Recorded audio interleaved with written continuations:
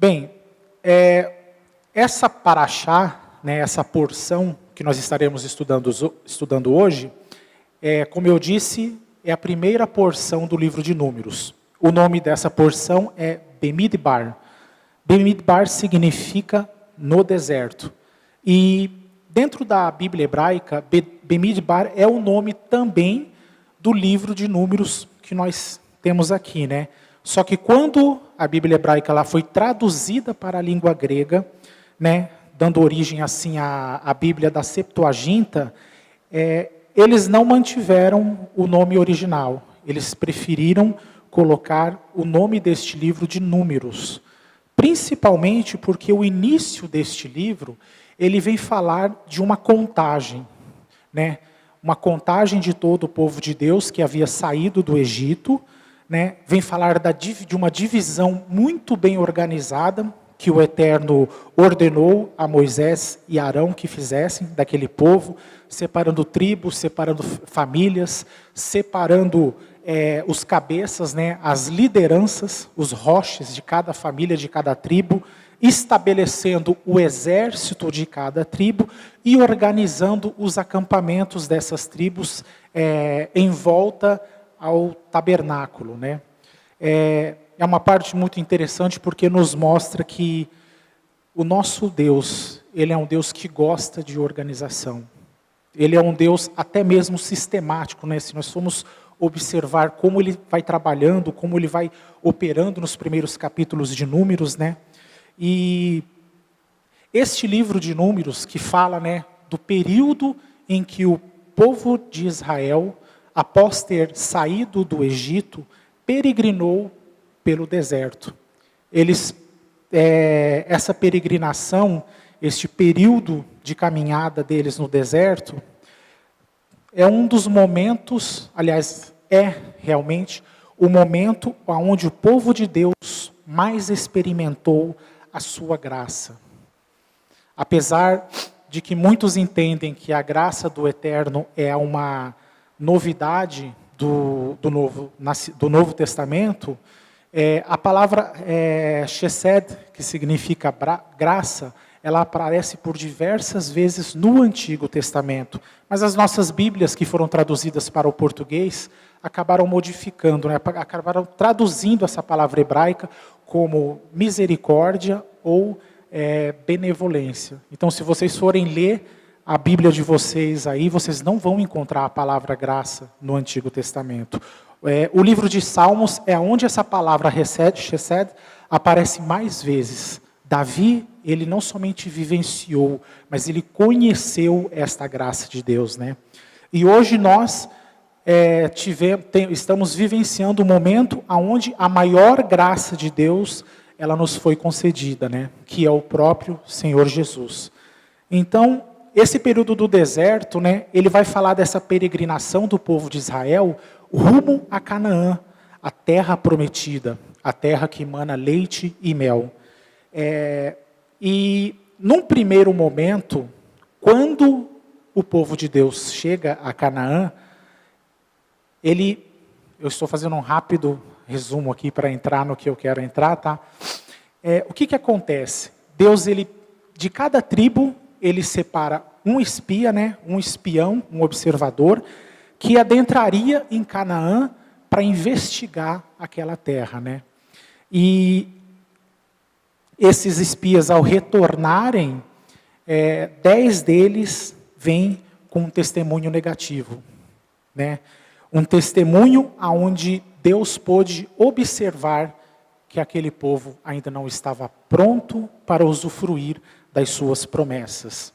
E aí, eles tiveram que ficar mais 40 anos arrodeando e peregrinando pelo deserto, antes de poderem definitivamente tomar posse da promessa de Deus, que era a terra de Canaã, né?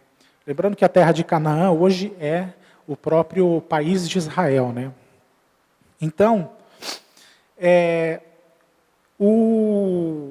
para a gente começar a entender sobre a questão do deserto, por que Deus manteve este povo no deserto?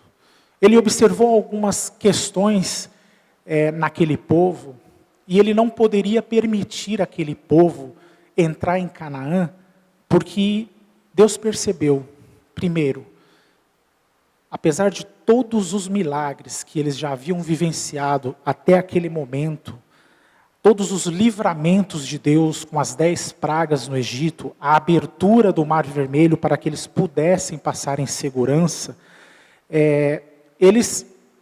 a própria provisão de Deus sobre a vida deles, né?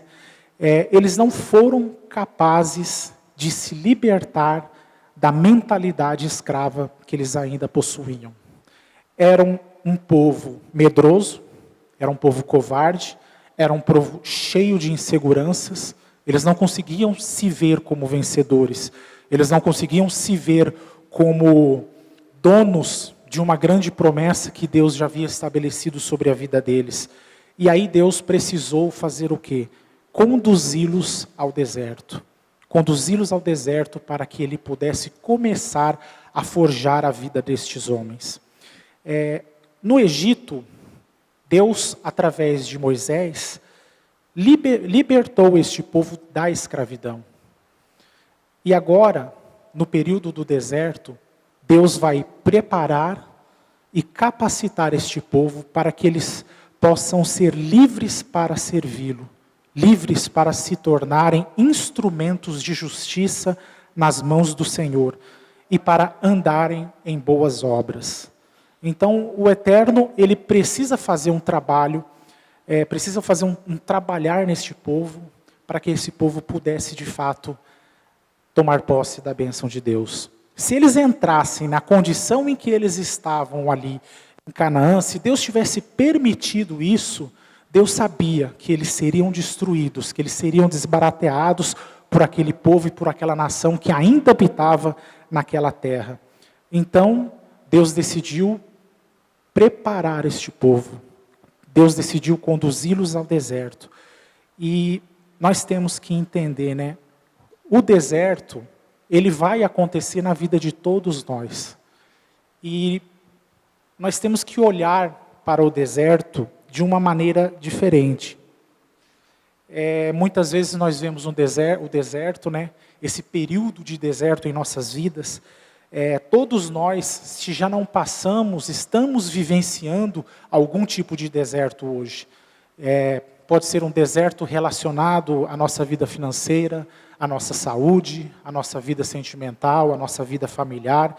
Existem vários desertos que nós atravessamos. E este deserto, ele é necessário para nossas vidas, porque é no deserto onde nós seremos provados e forjados pelo Eterno. Um outro aspecto, né? Muitas pessoas acham que o deserto é uma ação do maligno. Ah, não, eu estou passando por este deserto porque o diabo tem se levantado contra a minha vida e eu só estou nessa condição porque o diabo me colocou aqui. Mas se nós formos estudar as questões que envolvem o deserto, sempre foi Deus que nos conduziu ao deserto. O próprio Senhor Jesus, a palavra lá no em Mateus 4 e Lucas 4, fala que Jesus foi conduzido ao deserto pelo Espírito Santo para ali ser provado. Então, se nem mesmo Jesus deixou de passar por um deserto, por que Deus nos trataria de forma diferente? Então, nós temos que entender o deserto, as suas características e os seus benefícios. Normalmente a gente não vê benefício num período de deserto, num período de escassez. O deserto é um período de sofrimento. Se nós formos olhar, ter uma visão natural acerca do deserto, nós vamos observar que é quente durante o dia, é frio durante a noite, é escasso de água, existem tempestades de areia, existe pouco alimento, mas tudo isso, né, em todas essas questões que o povo viveu, Deus foi com eles. Deus proveu a vida deles. Quando eles tinham fome, Deus providenciou o maná que caía dos céus todos os dias. Quando eles tiveram sede, até mesmo da rocha o Eterno tirou a água. as vestes, as roupas dos hebreus, ao ponto, elas não se desgastavam, e ao ponto em que as crianças, os menores iam crescendo, as roupas iam crescendo junto com eles. Isso é algo tremendo, sabe? Aonde que nós vivenciamos outro exemplo disso na Bíblia? Essa questão da roupa ser preservada e da roupa acompanhar a estrutura, o crescimento dos hebreus, nos mostra o cuidado de Deus. Nós podemos estar num deserto, mas Deus está ali para nos preservar. Ele vai nos prover, Ele vai nos alimentar, né? Durante o dia, deserto que era um lugar de muito sol, muito calor, Deus estendia uma nuvem sobre o povo, fazendo sombra sobre eles. E durante a noite, que a temperatura ela invertia, ficava muito frio, Deus estabelecia uma coluna de fogo que mantinha aquele povo aquecido. E como eu falei, né, o deserto é onde nós seremos provados. É o campo de treinamento e aprimoramento do servo de Deus. E entre a promessa de Deus e a concretização da promessa de Deus, sempre haverá um deserto. Agora, há algum tempo atrás, né, o pastor Pedro trouxe uma palavra para vocês aqui, trazendo uma explicação rápida sobre provação e tentação. Eu apenas quero repetir um pouco esses conceitos para que isso fique bem fixo na nossa mente, para que também nós não venhamos errar, não venhamos aí ter um entendimento equivocado, né? No deserto nós seremos provados por Deus. E provação é diferente de tentação. A tentação, ela provém de Satanás. É o mecanismo mais antigo que o diabo usa para tentar nos conduzir ao pecado, à prática do pecado em si. Né? Nós sabemos que a tentação ela começou lá no Éden. Foi o mecanismo que o diabo usou para derrubar o homem, para fazer o homem cair. E ele continuou usando este mecanismo. Tentação não é pecado. O pecado é você consumar, é você praticar de fato o ato que é contrário à palavra de Deus, que é contrário à lei de Deus. Então, a tentação é algo que nós vivenciamos e é algo que é normal. É o que nós fazemos com a tentação que vai determinar se nós pecamos ou não. Jesus ele nos traz a orientação, né, acerca da tentação, ou melhor, ele nos mostra o que fazer. Ele diz: orai e vigiai, para que não caiam em tentação. Pois o espírito está pronto, mas a carne é fraca. E é dentro desta questão que nós também temos que entender a necessidade do deserto.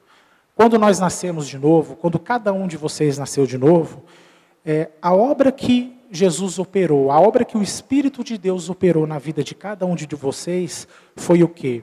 Foi a regeneração do nosso homem interior, do nosso espírito. Então, o nosso espírito estava separado de Deus, e através do novo nascimento, através desta obra do Espírito Santo, nós fomos aproximados de Deus novamente. Nós fomos reconectados ao Espírito de Deus. Então, a salvação, ela fala desta obra que ocorreu no nosso espírito. Mas nós temos que entender, a nossa alma, que inclui pensamentos, sentimentos, ego, vontade, e o nosso corpo, eles não passaram por nenhuma transformação. Muitas pessoas às vezes se convertem, passam verdadeiramente pelo novo nascimento, e passado alguns dias elas questionam a própria salvação delas. Porque elas falam: mas eu continuo pensando da mesma maneira, eu continuo tendo os mesmos desejos, eu continuo querendo fazer as coisas erradas. Será que a minha conversão ela foi autêntica? Na verdade foi. Só que nós temos que entender que, a partir do momento que nós atravessamos a porta da cruz, existe algo que nós devemos fazer com a nossa vida. Nós devemos buscar desenvolver a nossa salvação através do aprimoramento, do amadurecimento e da santificação da nossa alma e do nosso corpo. Lá em Romanos capítulo 12, os 2 primeiros versículos deste capítulo, Paulo ele trata essa questão. No versículo 1, ele fala que nós devemos apresentar os nossos corpos como sacrifícios vivos diante de Deus, que seria como o nosso culto racional. E é interessante, né, que a palavra sacrifício, né, ela fala de morte. Mas Paulo diz, vocês têm que apresentar os vossos corpos como sacrifício vivo. Mas tem sacrifício, alguma coisa tem que morrer. E o que é que precisa morrer quando nós apresentamos, quando nós consagramos os nossos corpos a Deus? Nós temos que mortificar as obras da carne, mortificar os nossos desejos carnais. É isso que tem que morrer quando nos apresentamos diante de Deus. E no versículo 2, ele fala que nós não podemos mais nos amoldar, não podemos mais continuar seguindo o padrão deste mundo, o padrão de conduta, de pensamento deste mundo, mas nós devemos ser transformados pela renovação da nossa mente, para que daí nós venhamos experimentar a boa, agradável, a boa, perfeita e agradável vontade de Deus. Então é muito interessante, né? Antes de nós experimentarmos a boa, perfeita e agradável vontade de Deus, nós precisamos passar por um processo de transformação na nossa mente, na nossa alma e nos nossos corpos. Então, muito do que envolve as provas do Senhor em nossas vidas, ela vem falar dessa transformação. Deus ele vem forjar a nossa vida diante dele. Só que nós temos que entender que existe um caminho para que essas promessas venham se concretizar de fato. Muitas igrejas, eles têm pregado, têm ensinado sobre fé, têm ensinado sobre o exercício da fé, e têm levado as pessoas a buscarem as bênçãos de Deus, o que não está errado. O problema é a maneira como as pessoas têm buscado. As grandes maioria das igrejas têm enfatizado apenas o crer para receber. E esquecem que entre o crer e o receber, existe um meio termo. Existe um processo onde muitas vezes nós vamos ter que passar. Porque nós temos que entender que o povo hebreu aqui, Deus não tinha uma promessa para eles, uma terra prometida, uma terra que manava leite e mel. Tinha. Essa promessa já estava estabelecida sobre Israel. Sabe quando ela foi estabelecida sobre Israel? Lá em Gênesis 12, quando Deus chama Abraão e faz 3 promessas a ele. A promessa de uma grande nação que já se cumpria com aquele povo ali. A promessa de uma terra que estava pronta para se cumprir. E a promessa de ser bênção para todas as famílias da terra. Então Deus estabeleceu essa promessa lá atrás. E agora esse povo está se aproximando na concretização de fato dessa promessa. Mas eles ainda não estão prontos para receber essa promessa. E nós temos que saber diferenciar. Através da cruz, através do sacrifício de Jesus, todos nós nos tornamos merecedores de todas as bênçãos de Deus. Nenhum de vocês pode se achar indigno de receber algo da parte de Deus. Porque este é um dos benefícios da graça de Deus. É através desta graça que nós somos salvos. A palavra não fala, vós sois salvos pela graça de Deus, por intermédio da vossa fé. E isto não vem de vós, mas é dom de Deus. Então, essa mesma graça que opera a nossa salvação, é a mesma graça que opera as bênçãos e as promessas de Deus na nossa vida. Mas nós temos que entender que Deus ele vai trabalhar da maneira correta para nos abençoar. Vamos abrir ali comigo rapidamente. Vamos ler alguns versículos para começar a entender esse mecanismo da prova de Deus e o que Deus deseja fazer conosco. Então vamos lá. Ali em Provérbios capítulo 17, versículo 3. O crisol é para a prata e o forno para o ouro, mas o Senhor é quem prova os corações. Então, um dos momentos, uma das razões pela qual nós temos que passar por um deserto e ser provados pelo Senhor, é para que o Senhor possa trabalhar o nosso coração, trabalhar o tipo de motivação, o tipo de intenção que nós temos no nosso coração. O próprio apóstolo Tiago fala, né, que muitas vezes nós não recebemos algo de Deus porque oramos de forma errada. Não se trata na técnica da oração que está errada, mas o que está dentro do nosso coração. E Deus, Ele deseja trabalhar isso. Ele deseja trabalhar o nosso coração.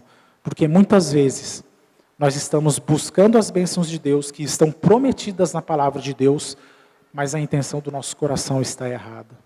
Muitas pessoas buscam prosperidade, muitas pessoas buscam riquezas financeiras, mas eles não buscam isso para poderem usufruir desta bênção, para poderem abençoar o próximo e para poderem abençoar o reino de Deus. Muitos querem riquezas para ostentarem, para afrontarem outras pessoas, para serem vistos pelos homens. Muitos querem riquezas por simples, como que é a palavra? Avareza. E são essas as intenções que Deus precisa eliminar do nosso coração. Ele precisa colocar o nosso coração no trilho, no rumo correto, para daí sim Ele poder nos abençoar. Na nossa própria vida natural, nós temos que entender que nós somos provados em todo o tempo. Desde a nossa infância, como nós iniciamos a escola e depois passamos pela faculdade, nós sempre somos provados. Sempre temos que fazer provas, testes, simulados. Para quê? Para saber se nós estamos assimilando, se nós estamos crescendo na informação e no conhecimento que nós estamos recebendo. Somos provados para aqueles que praticam atividades esportivas. A competição nada mais é do que uma prova para saber se o atleta realmente conseguiu crescer e desenvolver nas suas habilidades e nas suas artes. Nós somos provados na nossa vida profissional, nós somos provados em tudo. A aprovação, a prova, o teste, ela faz parte da nossa vida cotidiana natural e também faz parte da nossa vida com Deus, da nossa vida espiritual na presença de Deus. Ali em Deuteronômio capítulo 8, versículo 2, nós vamos observando que a provação é um mecanismo. Recordar-te-ás de todo o caminho pela qual o teu Deus te guiou no deserto, esses 40 anos, para te humilhar, para te provar, para saber o que estava no seu coração, se guardaria ou não os meus mandamentos. Então isso daqui é um resumo das razões pela qual aquele povo precisou passar por um período no deserto. É no deserto também que nós teremos a oportunidade de conhecer a Deus mais profundamente. É no deserto, é no período do deserto que Deus falará ao nosso coração. Ali no livro de Oséias, é até parte da Haftará dessa porção da Torá, né? Oséias capítulo 2, versículos 14 e 15. Portanto, eis que eu a atrairei e a levarei para o deserto. Ele falarei ao coração. E lhe darei as suas vinhas dali e o vale de Acor por porta de esperança. E ali responderá, como nos dias de sua mocidade, como nos dias em que subiu da terra do Egito. Então, olha só. Levarei para o deserto e lhe falarei ao coração. Por que nós temos por que Deus ele fala mais conosco quando nós estamos sendo provados? Porque normalmente, isso é quase uma regra, né? É quase uma regra na igreja. Quando está tudo bem, quando o dia está ensolarado, né? Nós não costumamos dedicar tanto tempo em oração, nós não buscamos a Deus com aquele amor, com aquele fervor, né? Mas quando as coisas começam a apertar para o nosso lado, quando começam a surgir problemas, o que nós fazemos? Nós buscamos, nós oramos. E é por isso que Deus fala o nosso coração no deserto, porque é o momento onde a nossa busca pelo Senhor é muito maior. A necessidade, a nossa necessidade, o nosso sofrimento, eles nos levam a se aproximar de Deus. Eles nos levam a nós estarmos próximos ao Senhor. E é ali que Deus tem a oportunidade de falar ao nosso coração. É ali que Ele tem a oportunidade de nos mostrar a vontade dEle para nossas vidas, de nos corrigir, de nos disciplinar, de nos ensinar, de nos instruir em coisas que nós ainda não sabemos, em coisas que nós ainda precisamos aprender. Essa daqui é uma palavra muito legal. Vamos abrir ali em Hebreus capítulo 5, do versículo 7 ao 10. O qual nos dias de sua carne, tendo oferecido com grande clamor e lágrimas, orações e súplicas ao que podia o livrar da morte, e tendo sido ouvido por causa de sua reverência, ainda que era filho, aprendeu a obediência por meio daquilo que sofreu. E tendo sido aperfeiçoado, veio a ser o autor de eterna salvação para todos os que lhe obedecem, sendo por Deus chamado sumo sacerdote segundo a ordem de Melquisedeque. Então olha que interessante, Jesus ele aprendeu a obediência por aquilo que sofreu. Então nós vemos que no deserto, nos períodos de provação, Deus também vai nos ensinar a obedecer. Deus vai nos levar a obedecer a palavra dEle, vai nos levar a obedecer às suas leis.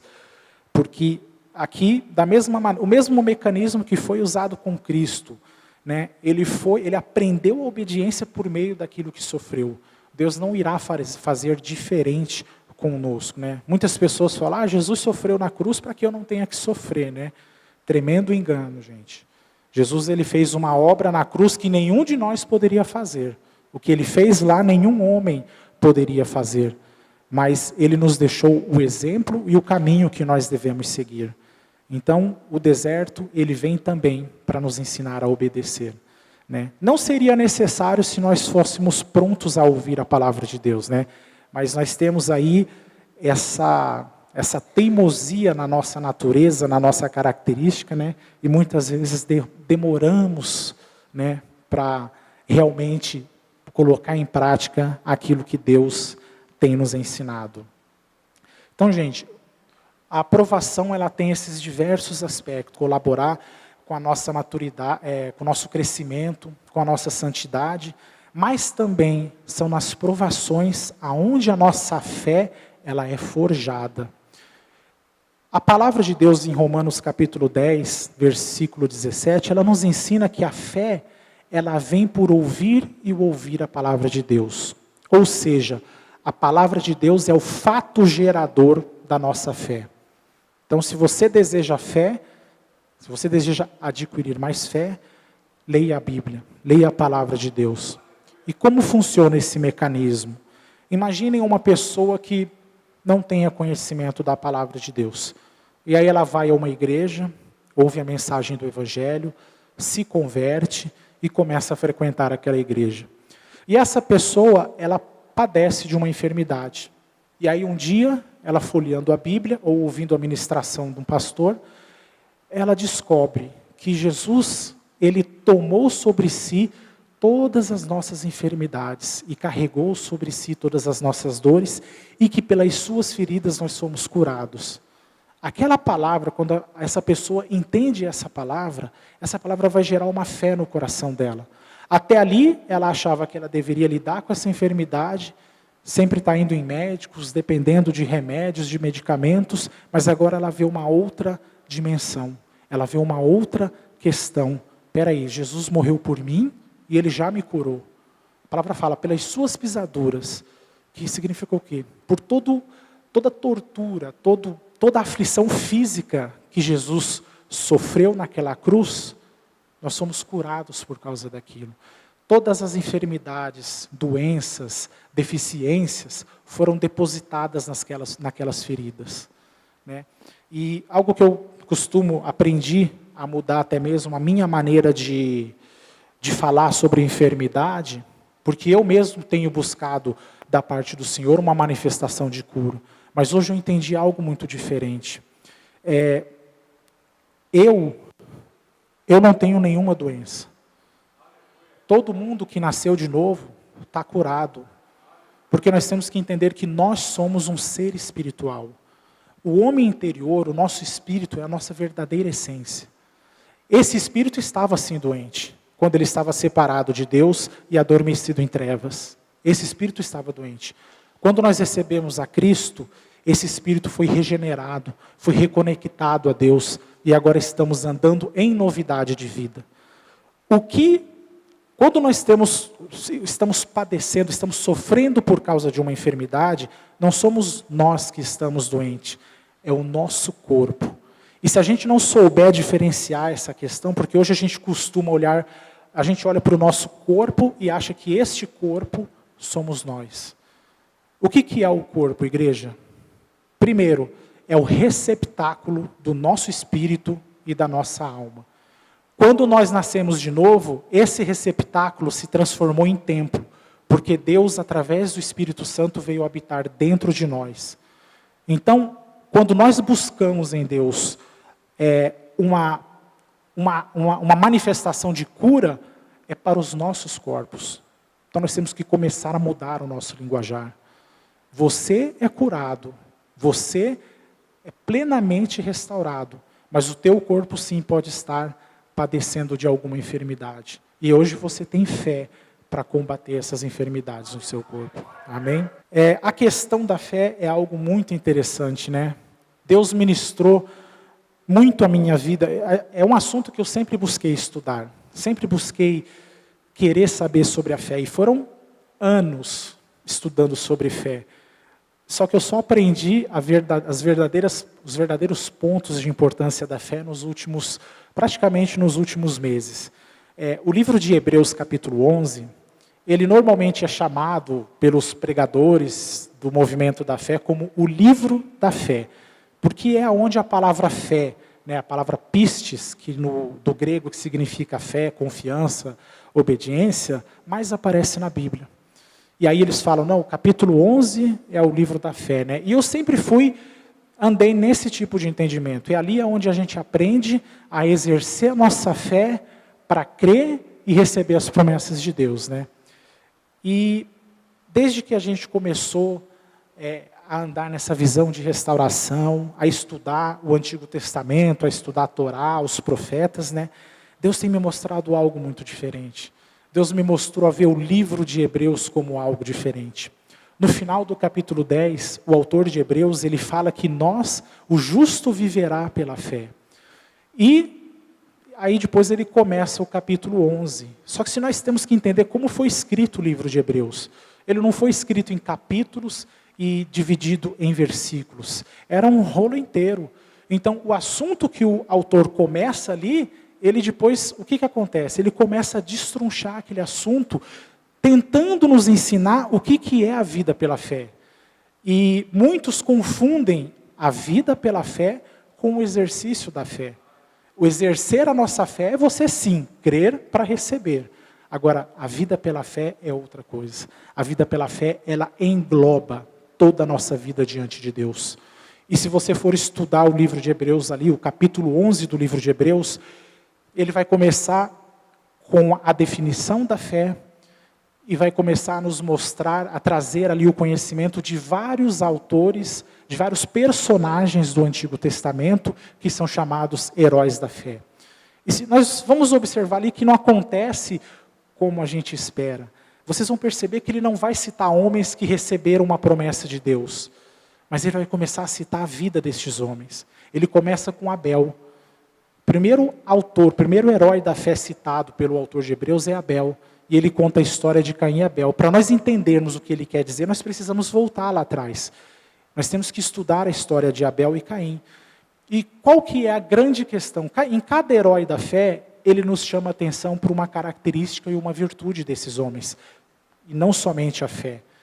E ali Abel, nós sabemos que ele foi trazer uma oferenda a Deus, e o irmão dele, Caim, também veio trazer uma oferenda a Deus. E Caim teve a sua oferenda rejeitada pelo Senhor, enquanto Abel, ele recebeu de bom grado, né?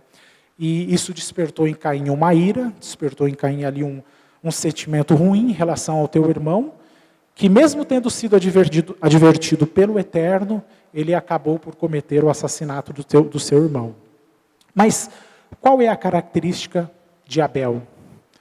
Por que a oferta dele foi aceita e a de Caim não?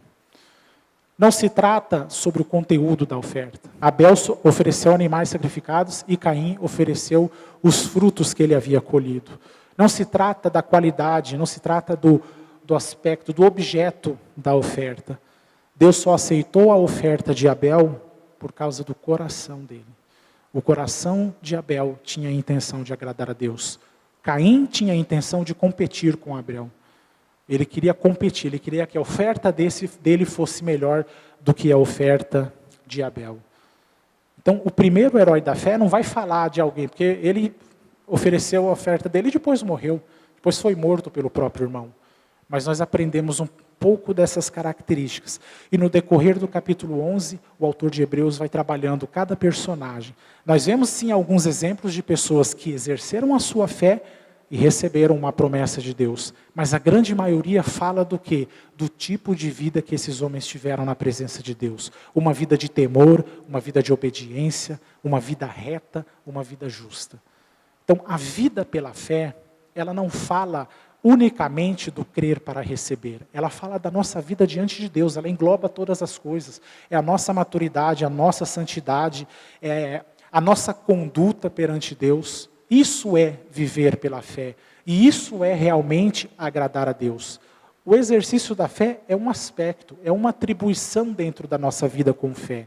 Então, quando nós estamos sendo conduzidos a um período de provação, quando nós estamos caminhando num deserto, Deus ele vem para forjar a nossa vida de fé, mas também vem forjar o exercício da nossa fé. Porque no deserto nós aprendemos a exercer essa fé. E é muito curioso, né? Esses mesmos pregadores do movimento da fé, eles falam que, se você quer aprender sobre fé, leia o Novo Testamento. Porque é onde mais aparece a palavra fé. E aí é que foi a minha grande surpresa. O Novo Testamento, ele traz muitos conceitos interessantes sobre a fé, mas é só no Antigo Testamento, principalmente na Torá, que nós aprendemos os princípios da fé para realmente alcançarmos as promessas de Deus. Está no Antigo Testamento. Jesus ele consegue, num versículo, resumir o que é ensinado de Gênesis até Josué sobre fé, sobre exercer fé. Lá em Mateus 11, 24, ele fala: tudo o que pedirdes em oração, creiam que já receberam, e vocês o terão. É um versículo muito simples, né? Mas a explicação, a abrangência desse versículo está no Antigo Testamento. A gente tem que voltar lá atrás e começar a observar como é que Deus trabalha a nossa fé. Algo que eu falo no discipulado, para o pessoal do discipulado, né? Quando nós aprendemos esses princípios da fé, quando nós procuramos aplicá-lo na nossa vida, é inevitável, e eu digo isso com toda autoridade, é inevitável que as promessas de Deus venham se cumprir. Se você souber caminhar, se você souber exercer a sua fé, aquilo que Deus te prometeu vai se cumprir. O problema é que muitas vezes nós paramos no meio do caminho, não somos ensinados devidamente, não entendemos por que estamos sendo provados, não entendemos por que estamos vivendo um período de escassez, e tudo isso faz parte do agir e do operar de Deus em nossas vidas.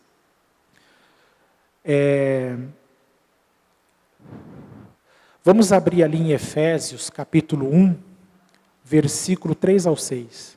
Na verdade, é só uma parte dessa passagem que eu quero pegar, mas eu não quero descontextualizá-la. Bendito seja o Deus e Pai de nosso Senhor Jesus Cristo, o qual nos abençoou com todas as bênçãos espirituais nas regiões celestes em Cristo, como também nos elegeu nele, antes da fundação do mundo, para sermos santos e irrepreensíveis diante dele em amor, e nos predestinou para sermos filhos de adoção por Jesus Cristo, para si mesmo, segundo o beneplácito de sua vontade, para o louvor da glória da sua graça, o qual nos deu gratuitamente o amado. todas as promessas de Deus, elas já foram estabelecidas na cruz. Elas já existem num plano de existência espiritual, aonde Paulo chama de regiões celestes ou regiões celestiais. Tudo que nós queremos da parte de Deus, tudo que é prometido na palavra de Deus, ela já existe num plano de existência espiritual. Com a nossa fé, nós trazemos à existência aquilo que já existe no espiritual para este mundo físico. É por isso que nós precisamos exercer a nossa fé. Ali em 2 Coríntios, capítulo 1, versículo 17 ao 20. Ora, deliberando isto, usei porventura de leviandade, ou o que delibero, faço segundo a carne, para que eu diga ao mesmo tempo sim e não? Antes, como Deus é fiel, a nossa palavra a vós não é sim e não, porque o Filho de Deus, Cristo Jesus, que entre vós foi pregado por nós, isto é, por mim, Silvano e Timóteo, não foi sim e não, mas nele sempre houve sim. Pois tantas quantas forem as promessas de Deus, nele está o sim. Portanto, é por ele o amém, para a glória de Deus, por nosso intermédio. Então, vocês têm uma promessa de Deus sobre a vida de vocês? Vocês estão buscando uma promessa de Deus na vida de vocês? A palavra é bem clara. Vocês já têm um sim, vocês já têm uma resposta positiva de Deus.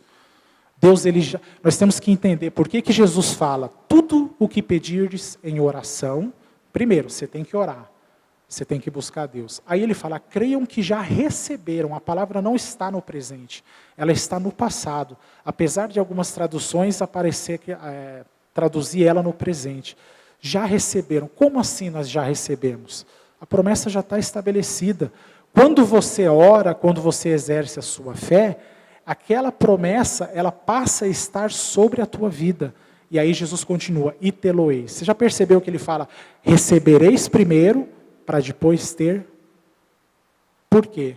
Através da nossa fé, nós temos que trazer a existência. E aí que nós temos que entender a parte onde Deus ele precisa, às vezes, forjar a nossa vida. Abre ali no Evangelho de João, capítulo 16, versículo 23 ao 24. Naquele dia, vocês não me perguntarão mais nada. Eu lhes asseguro que o meu Pai lhes dará tudo o que pedirem em meu nome. Até agora vocês não pediram nada em meu nome. Peçam e receberão, para que a alegria de vocês seja completa. É uma passagem bem conhecida, né? Jesus ele está ensinando os seus discípulos que, quando ele fala naquele dia, é quando ele já não estaria mais presente com os discípulos. A presença física dele já não estaria mais ali. Então eles falam, naquele dia, quando já ter vindo, o Espírito Santo já tiver descido, né?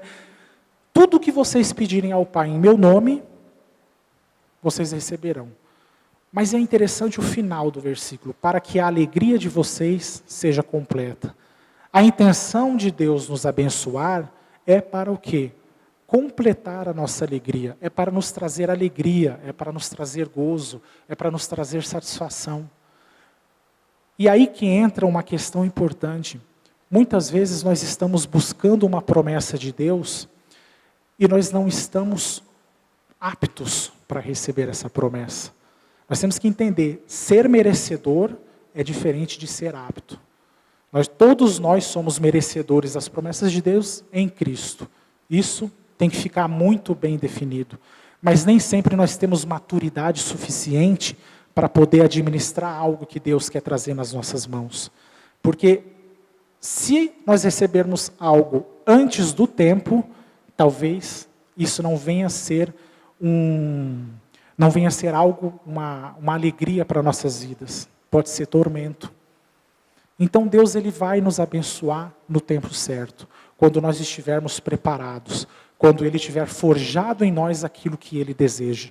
Isso é algo que nós temos que ter consciência, porque, como eu disse, a gente não gosta do deserto. O deserto é um lugar de sofrimento, é um lugar ruim, mas o fim do deserto sempre será a bênção de Deus. Sempre será a bênção de Deus.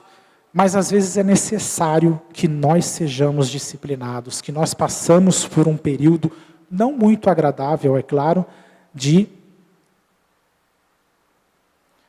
disciplina, de correção, de aprendizado. Vamos ali, no Salmo 66, do versículo 10 ao 12. Pois tu, ó Deus, nos submeteste à prova e nos refinaste como a prata. Fizeste-nos cair numa armadilha e sobre nossas costas puseste fardos. Deixaste que os inimigos cavalgassem sobre a nossa cabeça. Passamos pelo fogo e pela água, mas a um lugar de fartura nos trouxeste.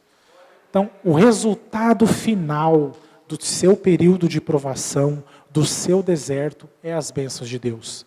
O deserto é necessário para que nós sejamos tratados, para que nós sejamos forjados, para que nós sejamos amadurecidos, para que nós nos tornemos aptos a receber de Deus aquilo que Ele tem para nossas vidas. Portanto, a melhor maneira de nós acelerarmos a concretização das promessas de Deus nas nossas vidas é se lançar ao deserto. Nós temos que entender que o deserto faz parte do projeto de Deus para o nosso crescimento. Então nós temos que aprender a chegar para Deus e falar: Deus, faz o que tiver que fazer. Se tiver que me moer, o Senhor moe. Se tiver que quebrar o vaso e fazer tudo de novo, o Senhor faz. Mas quanto mais nós nos lançarmos, quanto mais nós nos consagrarmos à vontade e ao tratamento de Deus, mais rápido nós seremos forjados e mais rápido as promessas de Deus elas vão se cumprir nas nossas vidas. A palavra em Eclesiastes, capítulo 3, versículo 1, ela fala que tudo tem o seu tempo determinado. E todo o propósito de Deus tem um tempo específico para se cumprir. E isso é verdade, nós também temos que aprender a respeitar o tempo de Deus. Mas às vezes o tempo de Deus já chegou na tua vida. E porque vocês não se dispuseram a ser tratados, Deus ainda não pode liberar o que Ele tem para vocês. Amém? Então, não olhem o deserto, não olhem o período de provação como algo ruim. Não é bom vivenciar, mas é ali que Deus está fazendo uma grande obra. É ali que Deus está trabalhando nas nossas vidas. Eu quero ler duas passagens com vocês aqui. A primeira é Tiago, capítulo 1, versículo 2 ao 4. Para vocês saberem que os discípulos não eram ignorantes em relação à realidade do que representa o período de provação e de deserto. Meus irmãos, considerem motivo de grande alegria o fato de passarem por diversas provações, pois vocês sabem que a prova da sua fé produz perseverança.